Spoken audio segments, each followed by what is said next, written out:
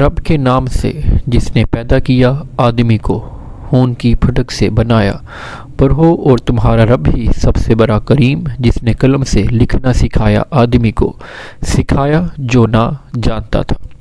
ایک دن آپ صلی اللہ علیہ وآلہ وسلم غار حرا کے اندر عبادت میں مشغول تھے کہ بالکل اچانک غار میں آپ صلی اللہ علیہ وآلہ وسلم کے پاس ایک فرشتہ ظاہر ہوا۔ یہ حضرت جبرائیل علیہ السلام تھے جو ہمیشہ خدا عز و جل کا پیغام اس کے رسولوں علیہ السلام تک پہنچاتے رہے ہیں۔ فرشتے نے ایک دم کہا کہ پڑھیے۔ آپ نے فرمایا کہ میں پڑھنے والا نہیں ہوں۔ فرشتے نے پھر آپ صلی اللہ علیہ وآلہ وسلم کو پکڑا اور نہایت گرم جوشی کے ساتھ آپ صلی اللہ علیہ وآلہ وسلم سے زوردار مناقہ کیا، پھر چھوڑ کر کہا کہ پڑھیے۔ آپ صلی اللہ علیہ وآلہ وسلم نے پھر فرمایا کہ میں پڑھنے والا نہیں ہوں۔ فرشتے نے دوسری مرتبہ پھر آپ صلی اللہ علیہ وآلہ وسلم کو اپنے سینے سے چمٹایا اور چھوڑ کر کہا کہ پڑھیے۔ آپ نے پھر وہی فرمایا کہ میں پڑھنے والا نہیں ہوں۔ تیسری مرتبہ پھر فرشتے نے آپ صلی اللہ علیہ وآلہ وسلم کو بہت زور کے ساتھ اپنے سینے سے لگا کر چھوڑا اور کہا یہی سب سے پہلی وحی تھی جو آپ صلی اللہ علیہ وآلہ وسلم پر نازل ہوئی۔ ان آیتوں کو یاد کر کے حضور اقدس صلی اللہ تعالی علیہ وآلہ وسلم نے اپنے گھر تشریف لے گئے، مگر اس واقعے سے جو بالکل ناگہانی طور پر آپ کو پیش آیا، اس سے آپ صلی اللہ علیہ وآلہ وسلم کے قلب مبارک پر لرزہ طاری تھا۔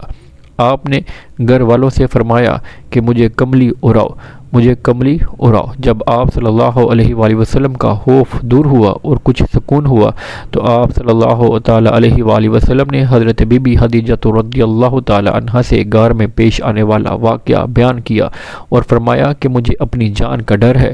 یہ سن کر حضرت بی بی خدیجہ رضی اللہ تعالی عنہا نے کہا کہ نہیں، ہرگز نہیں، آپ کی جان کو کوئی خطرہ نہیں ہے، خدا کی قسم اللہ تعالی کبھی بھی آپ صلی اللہ علیہ وآلہ وسلم کو رسوا نہیں کرے گا۔ آپ صلی اللہ علیہ وآلہ وسلم تو رشتہ داروں کے ساتھ بہترین سلوک کرتے ہیں، دوسروں کا بار خود اٹھاتے ہیں، خود کما کما کر مفلسوں اور محتاجوں کو عطا فرماتے ہیں، مسافروں کی مہمان نوازی کرتے ہیں اور حق و انصاف کی خاطر سب مصیبتوں اور مشکلات میں کام آتے ہیں۔ اس کے بعد حضرت خدیجہ رضی اللہ تعالیٰ عنہ آپ صلی اللہ علیہ وآلہ وسلم کو اپنے چچا زاد بھائی ورقہ بن نوفل کے پاس لے گئی۔ ورقہ ان لوگوں میں سے تھے جو موحد تھے اور اہل مکہ کے شرک و بت پرستی سے بیزار ہو کر نصرانی ہو گئے تھے اور انجیل کا عبرانی زبان سے عربی میں ترجمہ کیا کرتے تھے، بہت برے اور نابینا ہو چکے تھے۔ حضرت بی بی خدیجہ رضی اللہ تعالیٰ عنہ نے ان سے کہا کہ بھائی جان آپ اپنے بھتیجے کی بات سنیے۔ ورقہ بن نوفل نے کہا کہ بتائیے آپ نے کیا دیکھا ہے؟ حضور صلی اللہ علیہ وآلہ وسلم نے غار حرا کا پورا واقعہ بیان فرمایا۔ یہ سن کر ورقہ بن نوفل نے کہا یہ تو وہی فرشتہ ہے جس کو اللہ تعالیٰ نے حضرت موسیٰ علیہ السلام کے پاس بھیجا تھا۔ پھر ورقہ بن نوفل کہنے لگے کہ اے کاش میں آپ صلی اللہ علیہ وآلہ وسلم کے اعلان نبوت کے زمانے میں تندرست جوان ہوتا، کاش میں اس وقت تک زندہ رہتا جب آپ کی قوم آپ کو مکہ سے باہر نکالے گی۔ یہ سن کر حضور صلی اللہ علیہ وآلہ وسلم نے تعجب سے فرمایا کیا مکہ والے مجھے مکہ سے نکال دیں گے؟ تو ورقہ نے کہا جی ہاں، جو شخص بھی آپ صلی اللہ علیہ وآلہ وسلم کی طرح نبوت لے کر آیا لوگ اس کے ساتھ دشمنی پر کمر بستہ ہو گئے۔ اس کے بعد کچھ دنوں تک وحی اترنے کا سلسلہ بند ہو گیا اور حضور صلی اللہ تعالی علیہ وآلہ وسلم وحی کے انتظار میں مضطرب اور بے قرار رہنے لگے، یہاں تک کہ ایک دن حضور صلی اللہ علیہ وآلہ وسلم کہیں گھر سے باہر تشریف لے جا رہے تھے تو کسی نے یا محمد صلی اللہ علیہ وآلہ وسلم کہہ کر پکارا۔ آپ صلی اللہ علیہ وآلہ وسلم نے آسمان کی طرف سر اٹھا کر دیکھا تو یہ نظر آیا کہ وہی فرشتہ حضرت جبرائیل علیہ السلام جو غار میں آیا تھا آسمان و زمین کے درمیان ایک کرسی پر بیٹھا ہوا ہے۔ یہ منظر دیکھ کر آپ صلی اللہ علیہ وآلہ وسلم کے قلب مبارک میں ایک خوف کی کیفیت پیدا ہو گئی اور آپ صلی اللہ علیہ وآلہ وسلم مکان پر آ کر لیٹ گئے اور گھر والوں سے فرمایا کہ مجھے کمبل اڑاؤ، مجھے کمبل اڑاؤ۔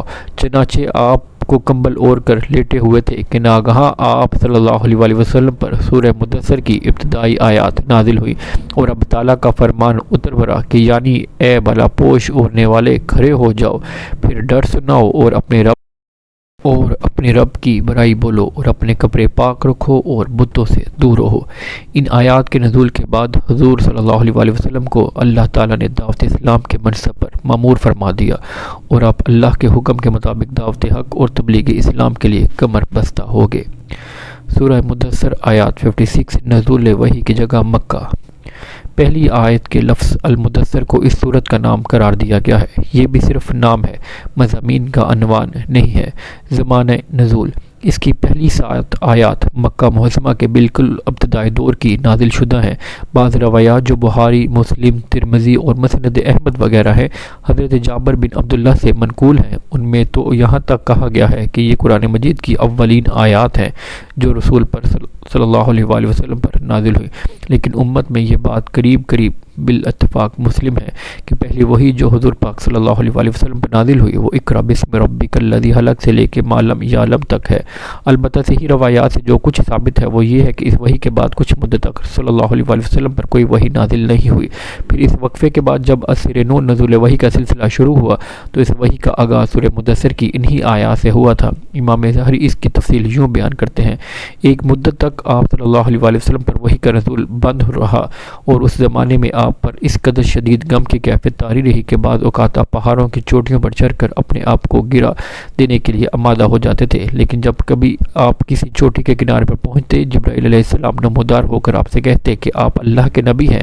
اس سے آپ کے دل کو سکون حاصل ہو جاتا تھا اور وہ اضطراب کی کیفیت دور ہو جاتی تھی۔ ابن جریر: رسول اکرم صلی اللہ علیہ وآلہ وسلم نے وہی بند رہنے کے زمانے کا ذکر کرتے ہوئے بیان فرمایا کہ ایک روز میں راستے سے گزر رہا تھا، یک میں نے آسمان اور زمین کے درمیان ایک کرسی پر بیٹھا ہوا ہے۔ میں نے یہ دیکھ کر دہشت زدہ ہو گیا اور گھر پہنچ کر میں نے کہا کہ مجھے کمبل اڑاؤ۔ چنانچہ گھر والوں نے مجھ پر لحاف یا کمبل اڑا دیا۔ اس وقت اللہ نے وحی نازل کی، یا ایھا المدثر۔ پھر لگاتار مجھ پر وحی کا نزول شروع ہو گیا۔ بخاری، مسلم، مسند احمد، ابن جریر۔ سورت کا باقی ماندہ حصہ آیت 8 سے آخر تک اس وقت نازل ہوا جب اسلام کی علانیہ تبلیغ شروع ہو جانے کے بعد مکہ میں پہلی مرتبہ حج کا موقع آیا۔ اس کا مفصل واقعہ سیرت ابن ہشام میں بیان کیا گیا ہے، جسے آگے چل کر ہم نقل کریں گے۔ موضوع اور مضمون: جیسا کہ اوپر بیان کیا گیا ہے کہ رسول اکرم صلی اللہ علیہ وآلہ وسلم پر پہلی وحی جو بھیجی گئی تھی وہ سورہ علق کی ابتدائی 5 آیات پر مشتمل تھی، جس میں صرف یہ فرمایا گیا تھا کہ پڑھو اپنے رب کے نام سے جس نے پیدا کیا ایک لوتھڑے سے انسان کی تخلیق کی، پڑھو اور تمہارا رب بڑا کریم ہے جس نے قلم سے علم سکھایا، انسان کو وہ علم دیا جسے وہ نہ جانتا تھا۔ یہ نزول وحی کا پہلا تجربہ تھا جو اچانک حضور اکرم صلی اللہ علیہ وآلہ وسلم کو پیش آیا تھا۔ اس پیغام میں آپ کو یہ نہیں بتایا گیا تھا کہ آپ کس کار عظیم پر مامور ہوئے ہیں اور آگے کیا کچھ آپ کو کرنا ہے، بلکہ صرف ایک ابتدائی تعارف کرا کر آپ کو کچھ مدت کے لیے چھوڑ دیا گیا تھا تاکہ آپ کی طبیعت پر جو شدید بار اس پہلے تجربے سے بھرا ہے اس کا اثر دور ہو جائے اور آپ ذہنی طور پر آئندہ وحی وصول کرنے اور نبوت کے فرائض سنبھالنے کے لیے تیار ہو جائے۔ اس وقفے کے بعد جب دوبارہ نزول وحی کا سلسلہ شروع ہوا تو اس سورہ کی ابتدائی 7 آیاتیں نازل کی گئیں اور ان میں پہلی مرتبہ آپ کو یہ حکم دیا گیا کہ آپ اٹھیں اور حلقے خدا کو اس روش کے انجام سے ڈرائیں جس پر وہ چل رہی ہے، اور اس دنیا میں جہاں دوسروں کی برائی کے ڈنکے بج رہے ہیں خدا کی برائی کا اعلان کرے۔ اس کے ساتھ آپ کو ہدایت فرمائی گئی کہ اب جو کام آپ کو کرنا ہے اس کا تقاضا یہ ہے کہ آپ کی زندگی ہر لحاظ سے انتہائی پاکیزہ ہو اور آپ تمام دنیاوی فائدوں سے قطع نظر کر کے کامل اخلاص کے ساتھ حلقے خدا کی اصلاح کا فریضہ انجام دیں۔ پھر آخری فقرے میں آپ کی تلقین کی گئی کہ اس فریضے کی انجام دہی میں جو مشکلات مصائب بھی پیش آئیں ان پر اپنے رب کی خاطر صبر کریں۔ اس فرمان الہی کی تفصیل میں جب رسول اکرم صلی اللہ علیہ وآلہ وسلم نے اسلام کی تبلیغ شروع کی اور قرآن مجید کی پے در پے نازل ہونے والی صورتوں کو آپ نے سنانا شروع کیا تو مکہ میں کھلبلی مچ گئی اور مخالفتوں کا ایک طوفان اٹھ کر کھڑا ہوا۔ چند مہینے اس حال پر گزرے تھے کہ حج کا زمانہ آ گیا اور مکہ کے لوگوں کو یہ فکر لاحق ہوئی کہ آپ موقع پر تمام عرب سے حاجیوں کے قافلے آئیں گے۔ اگر محمد صلی اللہ علیہ وآلہ وسلم نے ان قافلوں کی قیام گاہوں پر جا کر آنے والے حاجیوں سے ملاقاتیں کی اور حج کے اجتماعات میں جگہ جگہ کھڑے ہو کر قرآن جیسا بے نظیر اور مؤثر کلام سنانا شروع کر دیا تو عرب کے ہر گوشے تک ان کی دعوت پہنچ جائے گی اور نامعلوم کون اس سے متاثر ہو جائے۔ اس لیے قریش کے سرداروں نے ایک کانفرنس کی جس میں طے کیا گیا کہ حاجیوں کے آتے ہی ان کے اندر رسول اللہ صلی اللہ علیہ وسلم کے خلاف پروپیگنڈا شروع کر دیا جائے۔ اس پر اتفاق ہو جانے کے بعد ولید بن مغیرہ نے حاضرین سے کہا کہ اگر آپ لوگوں نے محمد صلی اللہ علیہ وسلم کے متعلق مختلف باتیں لوگوں سے کی تو ہم سب کا اعتبار جاتا رہے گا، اس لیے کوئی ایک بات طے کر لیجیے جسے سب بلا اتفاق کہے۔ کچھ لوگوں نے کہا ہم محمد صلی اللہ علیہ وسلم کو کاہن کہیں گے۔ ولید نے کہا نہیں، خدا کی قسم وہ کاہن نہیں ہے، ہم نے کاہنوں کو دیکھا ہے، جیسی باتیں وہ گنگناتے ہیں اور جس طرح کے فکرے وہ جوڑتے ہیں قرآن کو ان سے کوئی دور کی نسبت بھی نہیں۔ کچھ اور لوگ بولے، انہوں نے مجنون کہا۔ ولید نے کہا وہ مجنون بھی نہیں ہے، ہم نے دیوانے اور پاگل دیکھے ہیں۔ اس حالت میں آدمی جیسی بہکی باتیں اور الٹی سیدھی حرکات کرتا ہے وہ کسی سے چھپی ہوئی نہیں ہے۔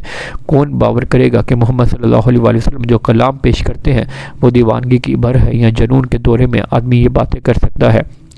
لوگوں نے کہا اچھا تو پھر ہم شاعر کہیں گے۔ ولید نے کہا وہ شاعر بھی نہیں ہے، ہم شعر کی ساری اقسام سے واقف ہیں، اس کلام پر شاعر کی قسم کا اطلاق بھی نہیں ہو سکتا۔ لوگ بولے تو ان کو ساحر کہا جائے۔ ولید نے کہا وہ ساحر بھی نہیں ہے، جادوگروں کو ہم جانتے ہیں اور اپنے جادو کے لیے جو طریقے وہ اختیار کرتے ہیں ان سے ہم واقف ہیں، یہ بات بھی محمد پر چپسا نہیں ہو سکتی۔ پھر ولید نے کہا ان باتوں میں سے جو بات بھی کرو گے لوگ اس کو ناروا الزام سمجھیں گے۔ خدا کی قسم اس کلام میں بڑی حلاوت ہے، اس کی جڑ بڑی گہری اور اس کی ڈالیاں بڑی ثمردار ہے۔ اس پر ابو جہم ولید کے سر ہو گیا اور اس نے کہا تمہاری قوم تم سے راضی نہ ہوگی جب تک تم محمد کے بارے میں کوئی بات نہ کہو۔ اس نے کہا اچھا مجھے سوچ لینے دو۔ پھر سوچ کر بولا قریب ترین بات جو کہی جا سکتی ہے وہ یہ ہے کہ تم عرب کے لوگوں سے کہو کہ یہ شخص جادوگر ہے، یہ ایسا کلام پیش کر رہا ہے جو آدمی کو اس کے بعد بھائی بیوی بچوں اور سارے خاندان سے جدا کر دیتا ہے۔ ولید کی اس بات کو سب نے قبول کر لیا۔ پھر اس منصوبے کے مطابق حج کے زمانے میں قریش کے وفود حاجیوں کے درمیان پھیل گئے اور انہوں نے آنے والے زائرین کو خبردار کرنا شروع کیا، یہاں تک کہ ایک شخص اٹھ کھڑا ہوا جو بڑا جادوگر ہے اور اس کا جادو خاندانوں میں تفریق ڈالتا ہے، اس سے ہوشیار رہنا۔ مگر اس کا نتیجہ یہ ہوا کہ قریش نے رسول اللہ صلی اللہ علیہ وسلم کا نام خود ہی سارے عرب میں مشہور کر دیا۔ قصے کا یہ حصہ کہ ابو جہل کے اسرار پر ولید نے یہ بات کہی تھی، اکرمہ کی روایت سے ابن جریر نے اپنی تفسیر میں نقل کیا ہے۔